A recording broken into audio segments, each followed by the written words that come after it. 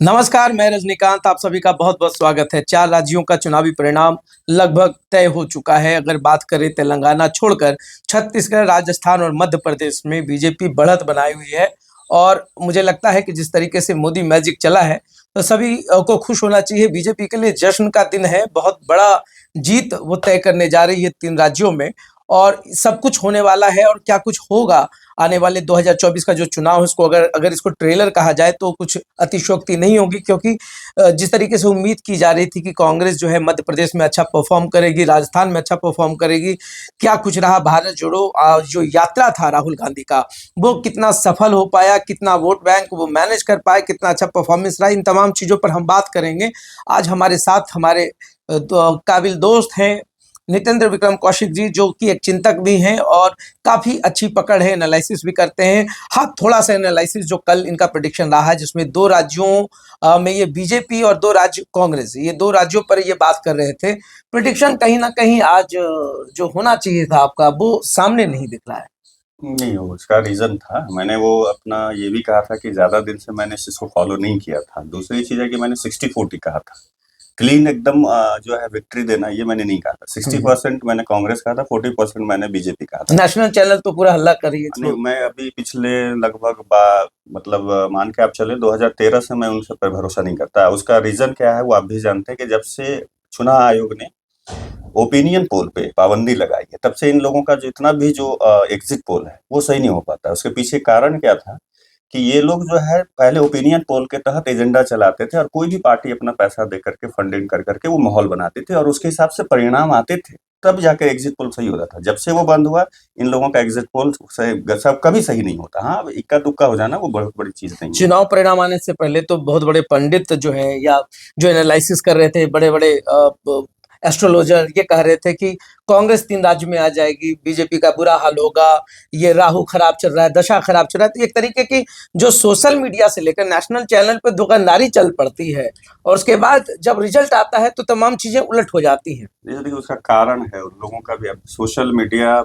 एक ऐसा प्लेटफॉर्म है जिसके थ्रू अब सरकार से लेकर मतलब राजनीतिक दल से लेकर करके चैनल से अब वहां से भी उठा करके वो तय करने लगे हैं। जबकि सोशल मीडिया पे जितने भी जिसके जो समर्थक हैं वो उसके पक्ष में लिखते हैं। मैंने देखा बहुत सारे मेरे ही लिस्ट में हैं फेसबुक पे, जिन्होंने 4 राज्यों में कल ही घोषणा कर दिया कि यहाँ पे कांग्रेस जीत रही है, जबकि ऐसी बात नहीं थी। अगर आप देखें राजस्थान पे हम लोग पहले अगर उस पर बात करें तो पिछले 35 साल से आप अगर रिकॉर्ड उठा के देखेंगे तो कोई दोबारा मुख्यमंत्री वहां नहीं बना है।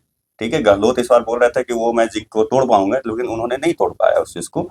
और वहां पे उनके ही पार्टी में उनके जो बड़े नेता जो पिछली बार इनको सत्ता में लेके आए थे, वही दोनों के बीच में चल रहा था। तो ये मान लिया जाए कि नेशनल चैनल जो है एजेंडा जर्नलिज्म सेट करने में लगी हुई है किसी पार्टी का प्रवक्ता, क्योंकि दुख तकलीफ तभी होती है जब आप किसी पार्टी से खास जुड़ाव रहता है, जबकि जर्नलिज्म काफी फेयर होना चाहिए और किसी पक्ष वो और विपक्ष। संभव भी नहीं है अब आज के दौर में।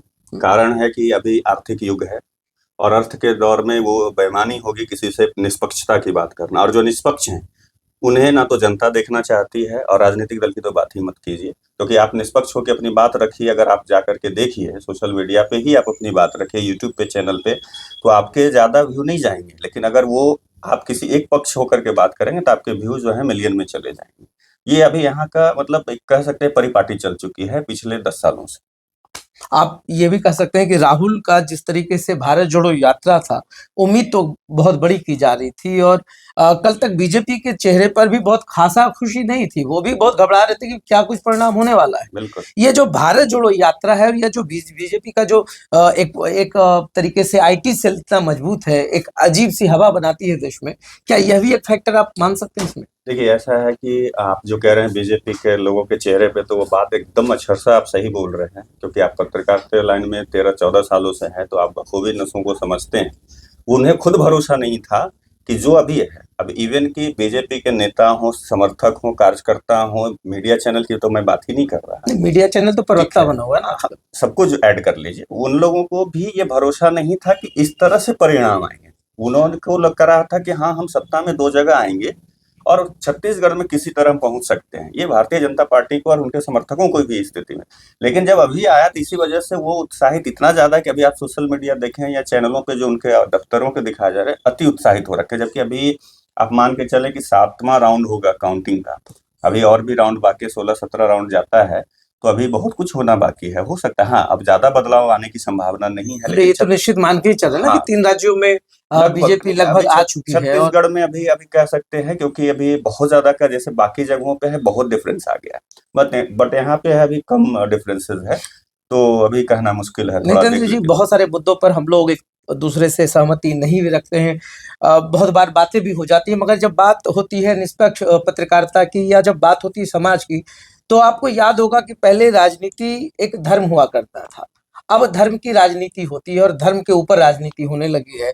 ऐसे में जो वोटर्स आज के दिल में वोटर्स ना होकर के सपोर्टर्स हो जाते हैं, इसका खामियाजा उनको बाद में भी भुगतना पड़ता है। जब आप ओवर एक्सपेक्टेड हो जाते हैं किसी भी पार्टी से, आप कार्यकर्ता बनने लगते हैं, जबकि जो मूल मुद्दे होने चाहिए पूरे देश में या राज्यों में, वो विकास का पैमाना तय होना चाहिए। बिल्कुल आप सही कह रहे हैं, और ये चीज हम लोग आपस में जब भी बैठते हैं तो ये बातें हम लोगों का ठीक है विचार अलग हो सकते हैं, लेकिन इन सब चीजों पे विचार अलग नहीं है, क्योंकि हम लोग का यही मानना है, हम लोग बैठते हैं तो बात करते ही हैं। और रही बात की पिछले सवाल में आपका एक सवाल राहुल गांधी के भारत जोड़ो यात्रा से लेके बात हुई, तो उस पर मैं नहीं बोल पाया था। उसी चीज को इसमें आपने दोनों को अभी जैसा आप बोला उससे एक दूसरे को कनेक्ट कर दीजिए कि मुद्दे की राजनीति कोई भी दल नहीं कर रहे। ठीक है, मैं भी बीजेपी मानता को हूँ, अगर ये लोग कहते हैं कि बीजेपी धर्म की राजनीति करते, आप मौका दे रहे हैं उन्हें करने का ना, आप कहाँ कह रहे हैं। अभी जैसे अगर ये गठबंधन इंडी गठबंधन बना, ठीक है, उन्होंने कहा भाई उसके जितने भी प्रमुख दलों के बहुत सारे नेताओं ने सनातन धर्म पे प्रहार करना शुरू किया। क्या इन लोगों ने बैठक करके उसके खिलाफ में बोला या इस पर कोई स्टेटमेंट दिया? नहीं, किसी ने सीधा बोल दिया कि इससे हमारा कोई लेना देना नहीं, उनके अपने निजी विचार और है। मुद्दा तो भटक रहा है ना, ठीक है, देश का जो मुद्दा और होना चाहिए वो वो जो भटक है रहा है। वो होगा आज उसी का नतीजा है कि आप जिस मुद्दे पे नहीं जा पाए, आप रह गए उस पे, और सामने में जो है वो आपको उसका जो है बेनिफिट लेके चला अगर गया। अगर ये कहें कि जो पार्टियां होती हैं वो अपने अपने हिसाब से प्रोडक्ट सेट करती है, प्रोडक्ट मार्केट में लाती है, और वोटर्स ना होकर के वो कंज्यूमर्स हो गए, कस्टमर्स हो गए, खरीदने लगे हैं। अगर कोई मोहब्बत बेच रहा है तो आप मोहब्बत खरीदते हो, अगर कोई नफरत, आप किसी मॉल में जाते हैं, आपको जो प्रोडक्ट अच्छा लगता है आप खरीदते हो और फिर वापस चले आते हैं। मगर जो इतना एग्रेशन हो गया है आज की राजनीति में, जैसे देखिए ये परिणाम देश के लिए है, देश के साथ तमाम लोग हैं, तमाम नागरिक हैं, हर कोई का अधिकार है, हर कोई अपना एजेंडा सेट करता है और वो अपना काम करता है। ये जो फ्री का सिस्टम भारत में हुआ है, ये कितना नुकसानदेह हो सकता है, चाहे वो आरक्षण हो, चाहे आप फ्री कुछ चीजों को देने की बात करते हैं, तो क्या भारत अब वस्तु विशेष का सब्जेक्ट रह गया है? एकदम अक्षरशः ये सही है कि ये एक बाजार बन गया है। भारत पहले दुनिया के लिए बाजार था, लेकिन अब भारत में भारत के लोगों के लिए ही बाजार है। और उस आधार पे अगर देखें तो रेवड़ियां जो है उसका तो रिजल्ट आ गया सामने, क्योंकि चुनाव के पहले है बहुत जितनी भी सरकारें थी या राजनीतिक दलों ने घोषणा करी, उसका नतीजा देख लीजिए कि वो फ्री में आप जैसे 400 रुपये सिलेंडर की बात हुई, 400 रुपये सिलेंडर आप कैसे दे सकते हैं जनता। अब एक चीज आपको ये जरूर कहना होगा कि भारत की जनता बहुत समझदार हो गई है, वो दिखती कुछ और है, करती कुछ और है, कहती कुछ और है, ये तय हो गया इन सब चीजों से। क्योंकि 400 सिलेंडर में लगा कि उनको, और उसके बाद भारतीय जनता पार्टी ने भी कहा, ऐसा नहीं कि इन्होंने नहीं कहा, इन्हें भी लगा कि अरे नहीं मैं भी कुछ करूं, मैं पीछे क्यों रहूं। मतलब इन्होंने भी दोनों 500 एक रुपए दूसरे का से तेलंगाना में कंपटीशन में। घोषणा कर दिया, उन जगहों पे नहीं किया, लेकिन तेलंगाना में इन्होंने 500 रुपए किया, क्योंकि इनको पता था कि मैं वहां सत्ता में नहीं आऊंगा। तो ऐसा कर दो कि भाई चलो ठीक है, हमारे पास एक सेल्फ गोल मतलब बचने के लिए अपना ढाल उन्होंने रखा। 9-10 सीट तो तेलंगाना में भी हाँ आ बीजेपी रही, को उसके दिख पीछे भी कारण है क्या कि अभी अगर वो बढ़ सकता था सीटें भारतीय जनता पार्टी का, लेकिन इन्होंने लास्ट समय पे ये अपना जो इनका जो वहां पे एडवांटेज था उन्होंने उसको मैनेज किया। क्या? टी राजा, ठीक है, वो एक हिंदुत्ववादी चेहरा है, उनको अभी कुछ समय पहले इन्होंने सस्पेंड किया उनके स्टेटमेंट के आधार पे, बट चुनाव से एकदम एग्जैक्ट पहले उन्हें सस्पेंशन खत्म करके लाया जाता है, जैसे टिकट राम दिया जाता रहीम को बाहर लाया जाता है रोल पे। है। नहीं, वो दोनों में डिफरेंस है, राम रहीम का मामला अलग है, दोनों को एक साथ नहीं नहीं, जोड़ सकते, मतलब ये कह रहे क्योंकि हैं कि वो अपने तथाकथित। अपने राजनीतिक फायदों के लिए हर पार्टी, हाँ नहीं, वहां मतलब पे जैसे देखिए अगर आप कहेंगे तो नुपुर शर्मा को भी बाहर लाना चाहिए था, नवीन जिंदल को बाहर लाना चाहिए था, ये दोनों पर नहीं आया मगर वो बहुत सस्पेंशन। ज्यादा प्रभाव नहीं डाल पाते ना, जिस तरीके से नहीं, राम रहीम नुपुर डाल शर्मा पाते हैं। बनते, नुपुर शर्मा का प्रभाव रहेगा, ऐसा नहीं है, क्योंकि नुपुर शर्मा का जो मामला हुआ था उसमें प्रभाव रहता, बट हम्म, वो खैर कोई उस पर नहीं जाना चाहते, तो वो उसने डैमेज कंट्रोल किया किया वहां है। पे। उसके बाद आप ये भी देखिए एक चीज, आप इस पे जाइए कि बीजेपी ने कर्नाटक चुनाव से अपना जो है उसका जो परिणाम आया उससे इसने सीख लिया। अपना जो बीजेपी कर्नाटक में इसलिए हारी क्योंकि 3 गुटों में बटी हुई थी।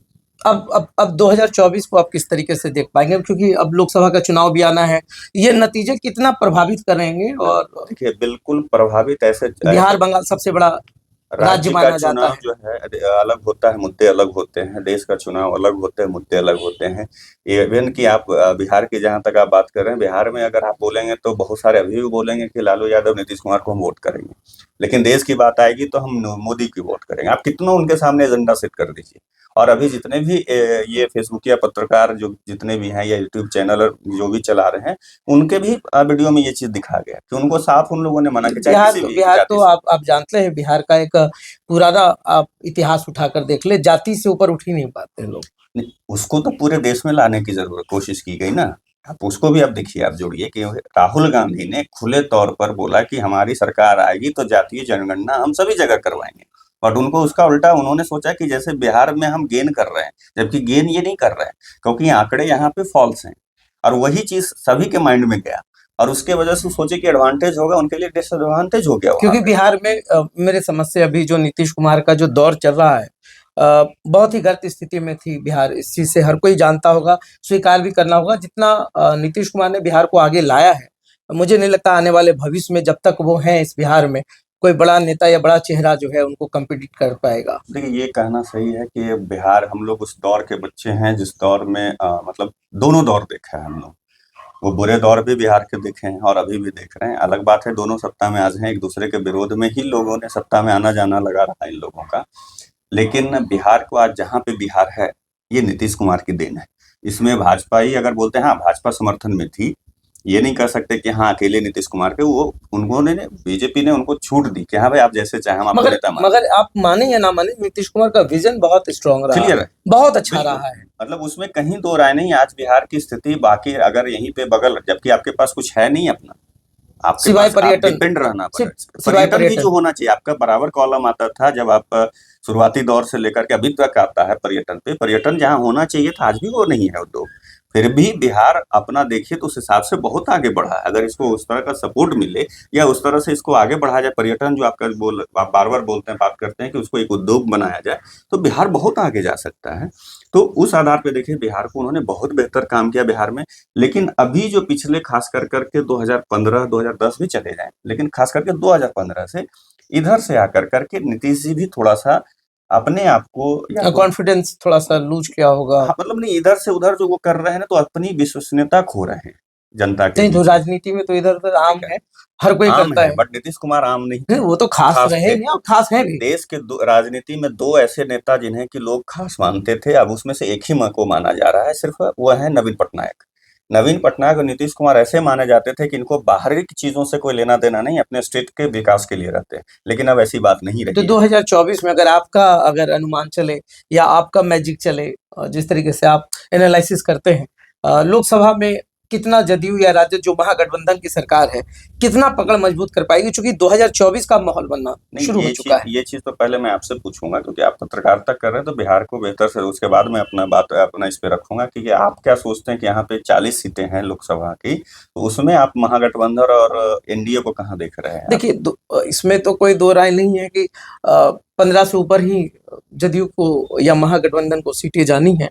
क्योंकि एक चीज तो है कि बिहार, खास करके नालंदा की बात करते हैं, क्योंकि नालंदा भी बहुत ही हॉट केक माना जाता है, बहुत ही महत्वपूर्ण सीट माना जाता है, गृह जिला है मुख्यमंत्री का। तो ऐसे में सारा जो दाव लग जाता है फिर नालंदा और इर्द गिर्द में लग जाता है। तो ऐसे में जो नीतीश कुमार ने किया है, अभी फिलहाल एंटी कैंपेंसी ऐसा नहीं दिख रहा है जिस तरीके से लोग माहौल बनाते हैं।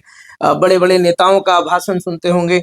कल तो एक भाषण ये भी मैं सुन रहा था कि अगर मेरी सरकार आएगी तो मैं शराब फ्री कर दूंगा, मैं शराब को अलाउ कर दूंगा। मेरा ये कहना है कि जिस प्रबल इच्छा से, जिस मजबूत इच्छा शक्ति से यह जानते हो कि मेरे हजारों करोड़ राजस्व का नुकसान होने वाला है, वैसा व्यक्ति अगर समाज के हित में कोई फैसला लेता है, गरीबों के हित में लेता है, क्या शराब को लीगलाइज कर देने से क्या ये मुद्दा होना मुझे तो नहीं लगता है। ये इस मुद्दा पे अगर कोई वोट मांगता होगा तो मेरे ख्याल से ये क्षणिक मुद्दा है। ये और इसको मुद्दा तो माना ही नहीं जा सकता, लेकिन आप जो कह रहे हैं ना कि वो तो तेजस्वी यादव भी 2020 में उन्होंने कहा था कि कहा अगर था मेरी मैंने, सरकार बनेगी देखिए तो मैं मेरा, अभी उनकी सरकार है, वो मैं कहाँ चालू कर पा रहे हैं। नितिन जी, जहां तक मैं अपने आप को जानता हूं ना, मैं किसी की ब्रांडिंग करता हूं, ना मैं किसी एजेंडा जर्नलिज्म का हिस्सा हूँ, ना मैं किसी का प्रवक्ता हूँ। आज देखिए सीटें बहुत अच्छी आई, हम सबको जो बधाई देना चाहिए। जो एक कोरम है, ये भारत ही ऐसा एक देश है जहां पर आप प्रधानमंत्री, मुख्यमंत्री, किसी भी व्यक्ति को कुछ भी बोल देते हैं बिल्कुल। और लोग इसको कहते हैं कि मेरी स्वतंत्रता थी तो मैंने बोला।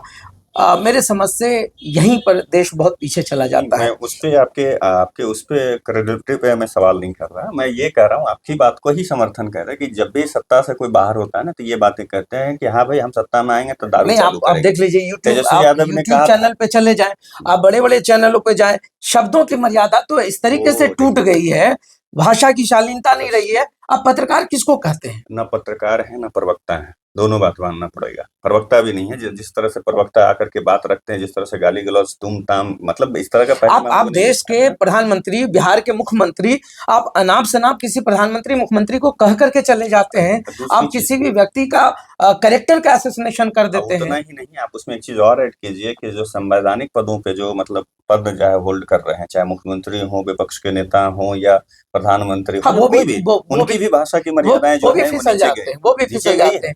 आप देखिए राहुल गांधी को लोग जिस तरीके से संबोधित करते हैं, वो शब्द मैं इसलिए नहीं बोलना चाहता हूं क्योंकि मुझे पता है कि आप किसी भी व्यक्ति के बारे में कुछ गलत बोलते हैं तो फिर उसका वो रिएक्शन होता है। और फिर एक एक बड़े पद पर बैठे हुए व्यक्ति के लिए इस तरीके से भाषा का प्रयोग करना मेरे हिसाब से बहुत हाँ, सही बिल्कुल नहीं नहीं है। है, उचित नहीं है। और अब राजनीति बहुत खराब अब स्थिति हम में लोग पहुंचती अगर चली गई है। उसमें जैसे, क्योंकि ये सब अगर जाएंगे तो इस पे अलग से एक बहुत बहुत बहुत नहीं, बहुत बड़ी बड़ा मुद्दा है। चर्चा चल मगर सकती मगर है। ये है, लोकसभा चुनाव की हाँ, बात कर रहे चुनाव थे, पे जहां तक लोकसभा है, आपसे चुनाव। आपने कहा 15 सीट से ऊपर आएंगी, बट मेरा मानना है कि 15 सीट तक जाते जाते महागठबंधन की स्थिति मतलब नीचे, उससे ऊपर नहीं जा रही, उससे नीचे रहेगी तो रहेगी। 25 सीट एनडीए बिहार लाएगी। बिहार बिहार की बिहार बात कर बिहार रहा की स्थिति थोड़ी दूसरी है। हूँ, बिहार की बात आप कर रहा बिहार हूँ की मैं। ही बात करते, देखिए यहाँ पर जातीय समीकरण बहुत मायने रखता है। सही आप बात आप है। आप पढ़े लिखे लोगों से भी अगर आप कहें तो वो जब जाते हैं वोट करने के लिए तो कहीं ना कहीं उंगली जो एक अच्छे नहीं कैंडिडेट के नहीं लिए वही दबनी चाहिए, वो नहीं दब पाती नहीं है। वही मैं कह रहा हूँ कि यहाँ पे जैसे पढ़े लिखे या किसी भी जाति के लोगों से बात करेंगे तो वो कहते हैं कि भाई हमें यहाँ पे सरकार इनकी चाहिए, लेकिन केंद्र में ये कुछ मोदी नहीं ही कर चाहिए। पाएंगे। कारण है कि उन्हें भी पता है कि नीतीश कुमार प्रधानमंत्री नहीं बनेंगे। ये सही मतलब श्योर है कि प्रधानमंत्री नहीं बनेंगे। ये ठीक है, जदयू वाले बोल रहे हैं, ये मुख्यमंत्री जी को भी मालूम है, इसलिए वो कहते हैं कि हम दावेदार नहीं। मगर हम तो नालंदा से वो हमारे लोगों, लिए गर्व की बात मतलब है, बिहार के लोगों की वो हमारे बात लिए है, गर्व की बात सब है तमाम चीजों की बात होती है। कि हमारे यहाँ से विजनरी तो राष्ट्रपति है, हुए हैं, नहीं लेकिन हमारे यहाँ से विजनरी तो है, प्रधानमंत्री नहीं विजनरी तो है नीतीश कुमार, ये तो मानना पड़ेगा। थे। अभी अब भी मैं है। ऐड कर रहा हूँ उसमें थे, क्योंकि अब नहीं है, क्योंकि अब उसके पीछे कोई कारण है, उसमें नहीं जाना चाहता हूँ, क्योंकि इस पर मैंने पहले भी बात करी थी कि जो मेरा मानना है कि उनके साथ कुछ तो हो रहा है। मगर बात फिर वही ठीक पे है। नितेंद्र जी, चूंकि आप भी और समालोचक रहे हैं इसलिए मैं बार बार इस बात को उठाता रहा हूं। और मैं हमेशा कहूंगा, मेरे जो दर्शक हैं वो भी समझ लें कि आप डिफरेंसेज हो, बातों में मतभेद हो सकता है, मुद्दों में मतभेद हो सकता है, मगर जो सच है वो सच रहने दिया जाए, तभी ये भारत की संस्कृति और पत्रकारिता बची रहेगी। अब आप देखिए कि यूट्यूब पे और नेशनल चैनल पे जिस तरीके से लोग चिल्ला चिल्ला कर लग रहा है जैसे कि कल अगर मोदी अगर प्रधानमंत्री बन जाएंगे तो अगर सरकारी ही नौकरी लेनी है वो तो एक तो तरह से फिर कह हम सकते हैं कि उन लोगों ने वो कर करके एक इंस्टीट्यूशन खोल रखा, और उसे देखा देखते जो सोशल मीडिया रेवेन्यू पत्रकार भी हैं, जर्नलिज्म ये होता जा रहा है। सोशल आप मीडिया देखिए पत्रकार हैं, इसको, वो भी उसी तरह से बात करते सोशल हैं। मीडिया के भी ठीक है। पत्रकार हैं, ये मैं नहीं कह रहा हूँ। मुझे लगता है कि उतना, जैसे अगर इतना भी हम लोग शांति से बात कर रहे हैं, बात हो सकती है। गला बिल्कुल, फाड़ बात करने से कोई फायदा नहीं है कि उससे कुछ चीजें बदल सकती है, नहीं, नहीं। कुछ लोग तो सच्चाई इतना अपने एग्रेसिव हो जाते हैं जैसे चाहे वो मोदी जी हो, चाहे राहुल गांधी हो, चाहे वो कोई भी हो, समर्थक इस तरीके से करते हैं तो बात एक समझ में आती है। अब एंकर टीवी पर इस तरीके से चिल्लाते हैं, लगता है अब जो है मोदी जी फोन करके उनको बुला लेंगे। नहीं, तो उसके पीछे रीजन है ना कि अब पहले याद होगा कि पहले के जो चैनल पे डिबेट होते थे उसमें समर्थक नहीं आते थे। अब ध्यान दीजिएगा कि बहुत सारे पार्टी के समर्थक को भी बुलाया जाता है उनको एज ए प्रवक्ता। आप नीचे देखेंगे कि समर्थक, कांग्रेस समर्थक, बीजेपी समर्थक, बिल्कुल। फलाना आदमी। ये परिपाटी तो यहाँ पे चल शुरू हुई है, तो ये सब चीजें होंगी ना। आप अब और रही बात तार्किक बात, कोई करना नहीं चाहता, सुनना नहीं चाहता, दोनों चीजें हैं। अब तर्क संगत अभी अगर आप बात करें तो अभी अभी जो चुनाव का जो बने, अब चुनाव पे हम लोग फिर से वापस उसी मुद्दे पे आते हैं कि 5-4 राज्यों के जो रिजल्ट परिणाम जो आ रहे हैं, इस चीज को कोई नहीं मानने को तैयार होगा। किसी भी कांग्रेस समर्थक या कांग्रेसी से आप पूछ लेंगे कि उनके शीर्ष नेतृत्व की वजह से उनकी हार होती है। तो मैं तो वही कह रहा हूँ दूसरी चीज, उनमें इतना ज्यादा, जैसे जो अच्छे नेता हैं, जो युवा नेता हैं, जिनको कि आगे लाना चाहिए, उनको आगे नहीं। अब जैसे कमलनाथ, गहलोत, दिग्विजय सिंह, अब ये ऐसे नाम, नितेंद्र तमाम जी, नाम देख लीजिए ना, नितेंद्र जो जी आगे मैं बार आते बार हैं। वही कर रहा हूँ ना, आप वोटर्स बनिए, सपोर्टर्स ठीक मत है, बनिए यार। आप वोटर बनेंगे तो आप अपने मुद्दों को रख पाएंगे। अगर आप ये सोच लीजिए कि कमलनाथ और दिग्विजय सिंह को हटाकर एक अच्छे नेता को वहां से अगर लाया जाता, अगर सिंधिया को बढ़ाया जाता, परिणाम कुछ और होते वहां पे। सिंधिया बाहर नहीं जाते वो कांग्रेस से। सचिन पायलट आपको आने वाले समय में हो सकता है कि बीजेपी में दिखें, ये बहुत बड़ी बात नहीं है, कल दिख सकते हैं। संभावनाएं तो, क्योंकि राजनीति में मैक्सिमम लोग जो संभावनाएं हैं, होती हैं। क्योंकि इनको कांग्रेस के अभी जो भी लोग हैं, खास करके जो शिष्यत्व कौन है, वो एक ही परिवार के लोग हैं और उनको प्रधानमंत्री बनने का है, और वो पता नहीं क्यों।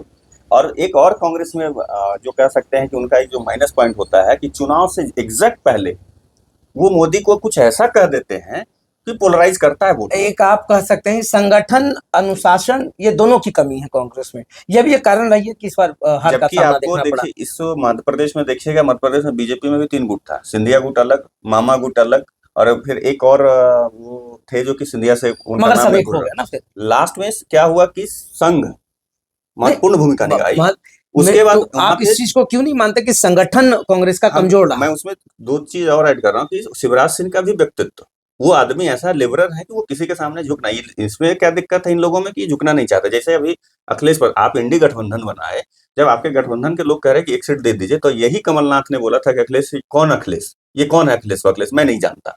ये एक ये आप अपने बोली बोली ले डूब रही हाँ? है। दूसरी बड़े चीज बड़े है, बोली जो है वो। बीजेपी को आप देखिए कि उन्होंने क्या किया कि सिंधिया और शिवराज सिंह चौहान और जितने भी जो अलग अलग गुट थे, उनको बिठा कर करके चीजों को मैनेज कर दिया गया, सीट भी सही से बांट दिया गया। आप परिणाम सामने है आपका। नितिन जी, अब देखिए जीत का जश्न चलेगा, सपोर्टर्स मिठाई खरीदेंगे, लड्डू खरीदेंगे, पैसा वैसा तो आना नहीं है। मगर जो मेन मुद्दा है, आप स्वास्थ्य की बात करें, रोजगार की बात करें, ये तमाम मुद्दे गौन हो जाएंगे। अब तो ये जो मैजिक चलेगा, इसमें जो देश का जो मुख्य मुद्दा है वो सब गौन होने वाला है। अब तो ये 2024 तक कोई पूछने वाला नहीं है कि इस देश का भविष्य क्या होने वाला है, रोजगार के लिए आप क्या करेंगे, तमाम चीजों के लिए क्या करेंगे। देखिए आपको फिर से मैं किसी भी बता रहा पार्टी का हूँ, मैनिफेस्टो ये क्यों नहीं नहीं, होता है? मुद्दा अभी से तय हो गया, आप इस चीज को मानिए, मुद्दा तय है, अभी से ही तय है।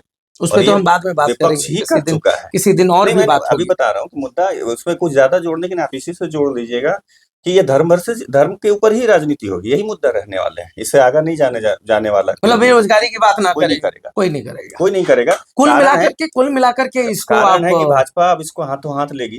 ठीक है, भाजपा के समर्थक लेंगे। आप सोशल मीडिया अभी से देखना शुरू किया कि जिसने सनातन में प्रहार किया वो गया, और वो दिख भी रहा है। तो वो चीजें अब जो है मुखर होके भाजपा कहने को है, और ये लोग फिर से उसी चीज पे मतलब जाना इसको है। भुनाएगी बहुत अच्छे तरीके उनको से। आप बैठे बैठे दीजिएगा गोल मारने के लिए, पूरा गोल पोस्ट छोड़िएगा तो छोड़ देगा क्या? वो मारेगा ही मारेगा। आप दे रहे हैं ना, आप मुद्दा उठाइए, बेरोजगारी कहाँ उठाते, नहीं उठाते हैं। आप कहाँ ये कहते हैं कि आप भाई जो जितना भी आप अर्थनीति है, जो अभी इनका जो वित्त मंत्री है, जीएसटी, अभी तक जीएसटी में बदलाव आ रहे हैं। कितने लोगों के नेताओं को आपने सुना है कि जीएसटी पे वो बात करते हैं? महंगाई पे कोई बात नहीं व्यवसायी करता, जितने लोग हैं, महंगाई पे कोई बात नहीं करता, युवाओं की कोई बात महंगाई नहीं छोड़ दीजिए, करता। महंगाई तो चलिए ऊपर नीचे होता रहता है, ये उस पर नहीं मानते इतने हैं, साल लेकिन में आजादी से लेकर अब तक देश से पूछ रहा है कि देश के लिए आपने क्या क्या। नहीं, आप जीएसटी से इसलिए आप सोचिए कि छोटे छोटे व्यवसायी, बड़े व्यवसाय से उसको कोई फर्क नहीं कृषि का है। जीडीपी नीचे चला गया है। उसमें आप देखिए कि अभी तक आप जो लेकर के आ रहे हैं, कुछ कानून लेके आ रहे हैं, आपको खुद पता नहीं है कि उसमें कितने बदलाव करने हैं। तो ये भी जीएसटी में इतना बदलाव अभी तक हुआ है, जब प्रणब मुखर्जी थे, जून या जुलाई में उन्होंने ढोल बजा करके इसका, या घंटा बजा कर करके उन्होंने इसका लाया था। राजनीतिक पार्टी सही में ढोल और लेकिन घंटा बहुत बजाती है। ये स्थिति हो गई कि आप देखिए कि जीएसटी आज तक बदलाव चल रहा है। निर्मला सीतारमन कहीं से भी एक अच्छा वित्त मंत्री नहीं है। इसको मानने में गुरेज नहीं, मैं खुद में बोलता हूँ कि मैं भाजपा समर्थक रहा हूँ, और अभी भी थोड़ा बहुत कहीं ना कहीं सॉफ्ट कॉर्नर रहता है, मैं खुल के बोलता हूँ, मुझे कोई फर्क नहीं पड़ता। लेकिन मैं बोल रहा हूँ कि निर्मला सीतारमन जो है एक अच्छी वित्त मंत्री नहीं है। उस पार्टी में और भी लोग हैं, बट अब क्या रीजन है भाजपा क्यों बना के रखी है उसको, मुझे नहीं मालूम, ये कुल समझ से कुल बाहर है। मिलाकर के अगर कहा जाए कि राजनीति जो है ये धर्म की फास्ट फूड होने वाली है, मुद्दों की फास्ट फूड नहीं होगी, कभी भी मुद्दा हावी नहीं होगा। बस लोगों को आप उलझाते रहो, लोग उलझते रहेंगे, आप अपनी राजनीति करते रहो, तमाम चीजें होंगी। 2024 लोकसभा की ये तैयारी थी। फिर से 3 राज्यों में एक अच्छी जीत के लिए बीजेपी को बहुत-बहुत बधाई। राहुल गांधी ने भी बहुत अच्छा किया और तमाम चीजें होंगी, संभावनाएं होंगी। फिर मिलेंगे अपने मित्र नितेंद्र विक्रम कौशिक से। बहुत-बहुत धन्यवाद।